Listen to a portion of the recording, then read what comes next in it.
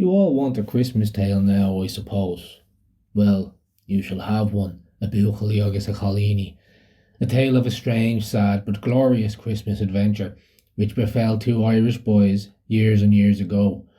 To be precise, in the year of grace 1591, when Bess, the good and just, reigned queen of that glorious empire which has done so much for your country.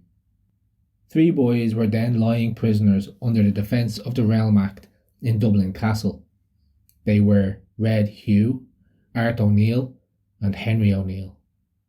They were only boys, but sons of dangerous men, men who liked not empire, and empire thought it best that these boys, sons of empire's enemies, should remain interned in Dublin Castle, miles away from the free, heathery hills of their own Tir Connell.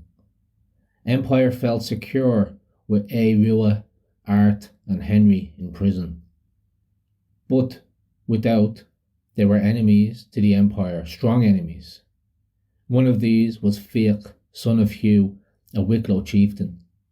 For years, Fiach had maintained his sovereign sway over most of Wicklow, some of Meath, and well nigh to the gates of Saxon Dublin. A dangerous man, this Fiach, who cared nothing for good Queen Bess, for her religion, nor for her ordinances, but continued to administer his own old laws impartially among his own people. At first, Empire had fought Fiach, but Fiach had driven the English hosts from the Wicklow Hills to Featherbed Mountain, and then chased them back to their rat holes in Dublin. He overcrowed high mountains, wrote Spenser, the English poet, and dictated terms of peace to mighty potentates. When Empire failed to defeat Fiach on the field, she resorted to a time-honoured device to remove him. A poisoner was dispatched to rid the Queen of her papist enemy, but the poisoner bungled, and Fiach lived on, so that in the end Empire was fain to let him live in peace and unopposed. A year before, Fiach had striven to release these boys, Her Majesty's enemies, from Her Majesty's Castle of Dublin. But the attempt was a failure. They were brought back captives and lodged for another year within the gloomy prison walls.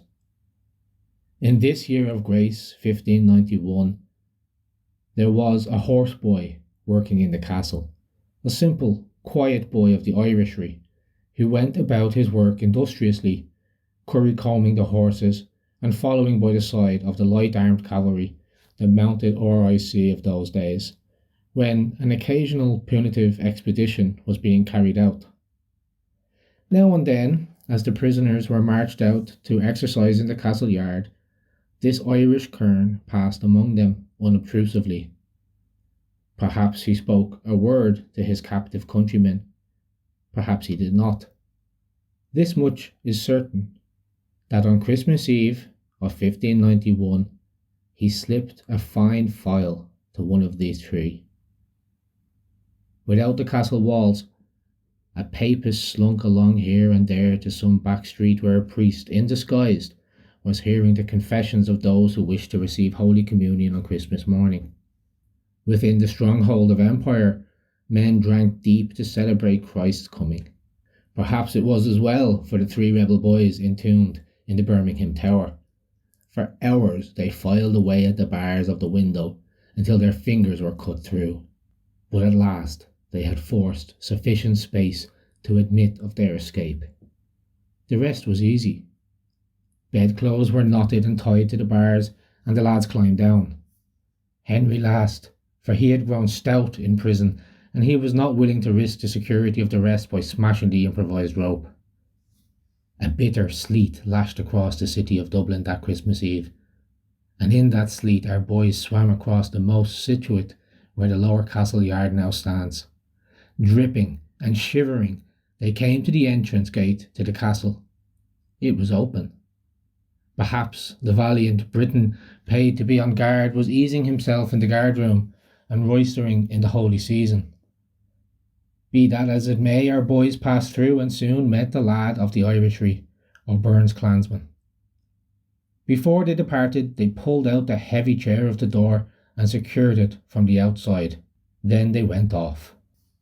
For some time they passed through narrow, ill-lighted streets, lashed by the rain and shivering, and at St. Audien's Gate they parted with Henry, who disappeared, but ultimately gained his freedom. And now they pressed on in the direction of Donnybrook and along the Dodder, where the road now is, but in their day British civilization had not advanced to the stage of road construction. Right up Slieve Row they pressed. You call it Three Rock Mountain nowadays. It was dark, wet and cold. And now, as they made their way up, they heard a noise. Off in the distance there were lights, for their escape had been found out, and after some time the castle gate had been unlocked and the helpless garrison within. To horse, rang out on all sides. Bloodhounds, footmen, horsemen, linkmen assembled and made their way through the narrow streets. Make way in the Queen's name, make way, a prisoner has escaped. Open in the Queen's name that we search. Every house in the neighbourhood of Dublin was searched that night, for the reward was a good one. But the prisoners had been well led. No horse could make his way up Slieve Row, and the captives had a good hour's start on the military. They took no breath until they had crossed the Three Rock, on to the Featherbed, near where the military road now stands. Then they made their way to Loch Bray and onward. All round it was snow, snow, snow, near Snochta Gadea, pitiless wind and cold. Why don't you Dublin boys go past Glendew or Hellfire Club on your tramps and make the military road on the Featherbed? Go there in the winter when the snow lies deep in Glencree, and then you will know how Red Hugh and Art O'Neill fared when they fled from the attentions of the good Queen. But if ever you do cross on to the Featherbed in winter, never go alone, for it is as easy to perish there in the snow as in Canada, near as it is to Dublin. The first long halt was between Loch Dan and Glenmalure. Some day you will cycle, or better, walk their route and wonder when you hear that they completed nearly 30 miles in some 7 hours. Now they were near the home of Fiach, son of Hugh, but the trouble was to communicate with him. The young clansman went away to look for help, leaving them in a little cave or quarry without food and soaked to the skin. 3 days passed. They had prayed again and again to the Virgin Mother to help them in this Christmas tide, and now they were starving. Art had sunk into a stupor, but the spirit of the eagle flamed in Red Hugh. He would fight to the end. Crawling weakly along, he gathered holly berries, ivy leaves, pine cones, and ate them, or tried to eat them. They seemed to have afforded him some sustenance, but Art was gone too far. Eat, said Hugh, forcing the stuff into his mouth, but the lad made no move. On the evening of the third day, the wished-for succour came, 4 of Fiach's soldiers bearing food, ale, mead. At first, they could not find the boys, and groped round blindly with their lathorns. But at last, the young clansmen's keen eyes discovered 2 heaps of snow raised slightly from the ground. They were the bodies of the 2 boys, not easily recognised. So overlaid were they with snow, say the annals of the Four Masters, as if with blankets which had congealed around them and frozen to them, their shirts of fine linen and their moistened shoes. There was no life in their members, and they lay as if dead. And now the gallows glasses set to work, rubbing the limbs of the boys with hard snow to bring back animation. Red Hugh moved, stirred, opened his eyes, and at length was able to sup. But not so Art. All their efforts to restore him were unavailing, and finally they had to admit that death had cheated him. Art, son of Shane the Proud, is of a truth no longer prisoner of the English Queen, said one of them. God's mother has taken him. And then Red Hugh held him in his arms, weeping passionately. The companion of 2 years' captivity was no more. The friend who a year before had fled with him through the winter hills was departed now, in this second effort to escape. It did the lad good to weep, for his tears eased an overburdened heart.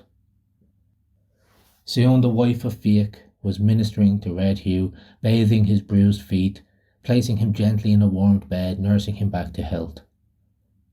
And that is how Red Hugh, the boy who later smashed the English on many a bloody field, escaped on Christmas Eve in the year of our Lord 1591 from the castle of Dublin, where he had been confined under the Defence of the Realm Act, for that his father was, quote, reasonably suspected of having taken part in armed rebellion against Her Majesty, the she-head of the church, with the intent of assisting the enemy, end quote. Taken from an article in the Young Ireland newspaper, dated Saturday, December 22nd, 1917.